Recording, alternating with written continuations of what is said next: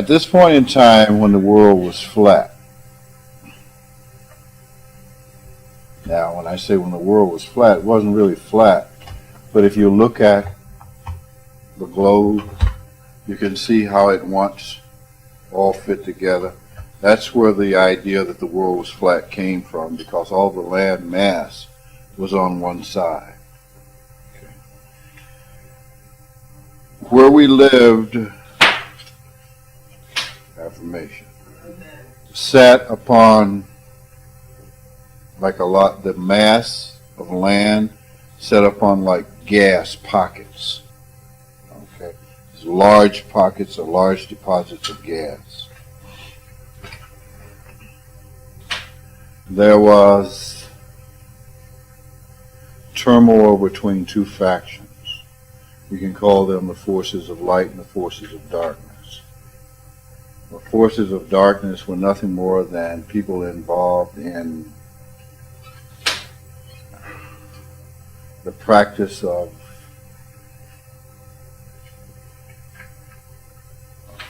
the use of the law for gain, for personal gain. Well, what happened is kind of this whole battle, okay, by, people using power and force and this.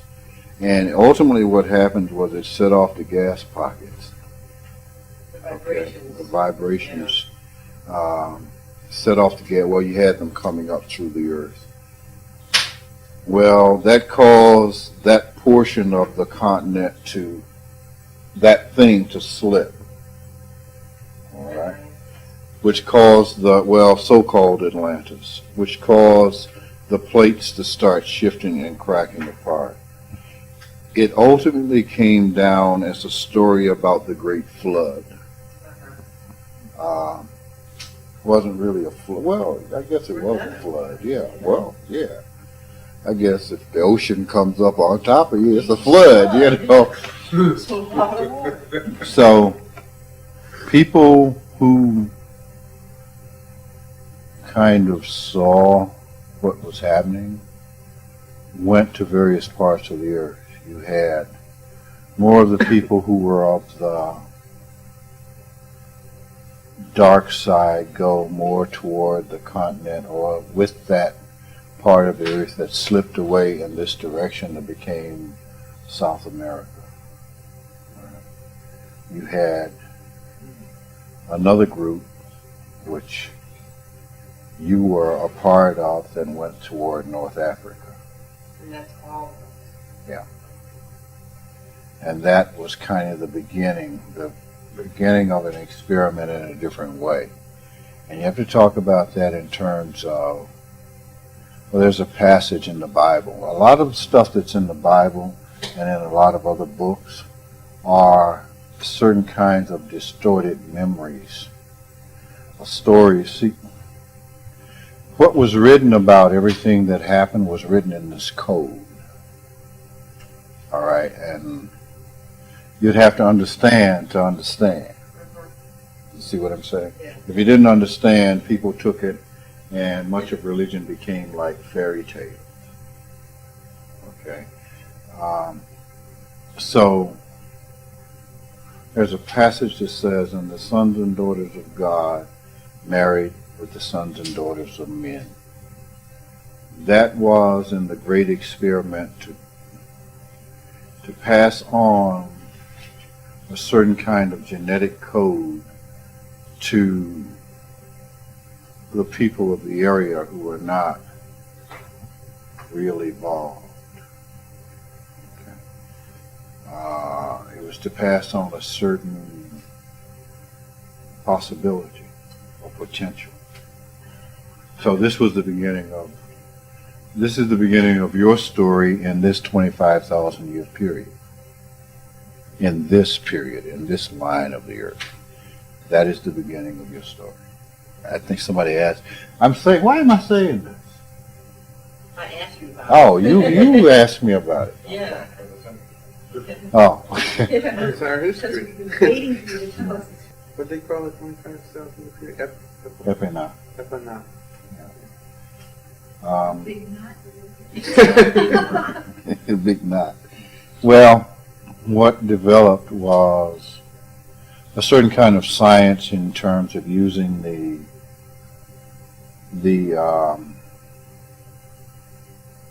energies, which is the same kind of things that were happening at home or where we came from, which led to the giant explosions, because you learn how to use and magnify the energies, okay, and use those for rain, for whatever it is you wish. But you had to, what you had to do was you had to develop to the point to where you could focus the energy. See, it was focused, the energy was concentrated and focused through thought, through certain kinds of tools. The possibility of those tools exists today. With the marriage between the sons and daughters of God, and they were not talking about people who had dropped out of the sky or people who we're gods and you're not. You know, they were talking about a kind of intelligence and a use of a kind of intelligence. Well, what happened was much of the things that were written down had to be written in such a way so that the people who had not evolved to a certain point would not be able to get their hands on it and use it. Much like if it would be like if you would give, I don't know, if you would go down, say in South America and find some tribe back in the Amazon jungle and give them an atomic bomb. Well, it's just not something you would do, you know, because it's just because they didn't have don't have the knowledge and the experience to deal with it. Huh? We don't either. Right. With the coming of that also came the vision of leaving the earth and having to leave the earth and having to leave it so that what had happened in man could continue to expand and grow, and it would have the possibilities, genetic possibilities, passed down through time. Okay, this is one of the reasons why you find people now, ignorant people now, who still involve themselves, like the Germans of World War II, in, quote, genetic supremacy. So the idea is still in the ethers, and people get a hold of that. So over time, we just kind of vanished from the earth, and one of the tools that was left remaining on the earth and remained for a long, long time until the last great practitioner of our sciences came, and that man was called Moses. Moses was the last one who was able to use the Ark of the Covenant, which was one of the tools, and how he was able to perform certain feats. You know, and then that was the end of that. But that is the beginning of your history in that great experiment that has come across time. Well, our last incarnation had to do with finishing the work that was started then. And there was a promise made that in this lifetime that we would come together again and it would be finished. How did that work? That we managed to get. How did we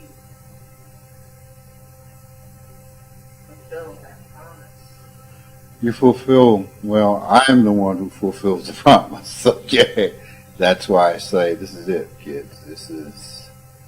I'm here to do what I do this time. That's it. I'm giving you another promise now. I won't be back. Right. You are in the process of fulfilling your obligation. Okay. That's all it is.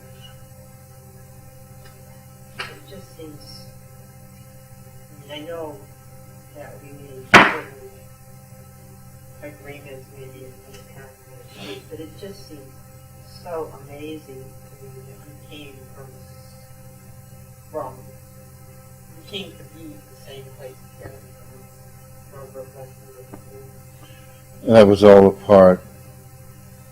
See, we have a great misunderstanding about what Earth is, and you've heard me say that before, about what Earth. We have this idea that Earth is this wonderful, magnificent place, which it is, that is somehow unique. And the truth of the matter is, it's only a laboratory. That's the truth of the matter. The great experiment of spirit is to learn, well, the great question of spirit was what it would be like to experience other spirits. Because there was no way to experience something that isn't anything. All right? Yeah. You can't kiss a spirit, you can, because you don't have any lips. So it's merely to answer the question. That's all it's for. It's to answer the question, and to answer the question of our potential in form. So all this is this big test tube. It's not what you think it is.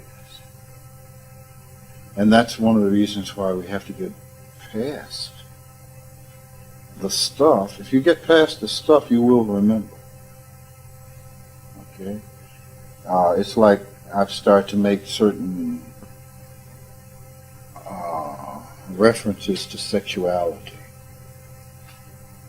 There's a reason, because what sexuality is a doorway between the worlds that allows spirit to enter flesh. That's all it is. Now, it is about creation of life. No one comes into life except through sexuality. No one rises beyond and goes beyond life except through sexuality. So it's the doorway, both coming in and going out. All right. I made the references to allowing the sexual energy to rise, and as it rises, it stimulates certain chakras. And what happens is once you get it up to here, you have a lot of wet dreams. No. Once you get it up to here, you really, you've set this vortex here to spinning so that you sense finer vibrations. And once you begin to sense those finer vibrations, in those vibrations are the history of everything. All right? So, but you got to get enough energy up into here. And once you've done that, you have returned, and what you've done is brought God to flesh. Okay? Which is the aim anyway. Is to fill flesh or form with godliness instead of form. So, sexuality is the door in and the door out with consciousness.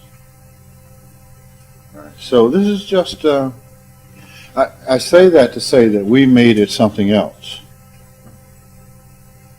And it's just not, it's just what it is.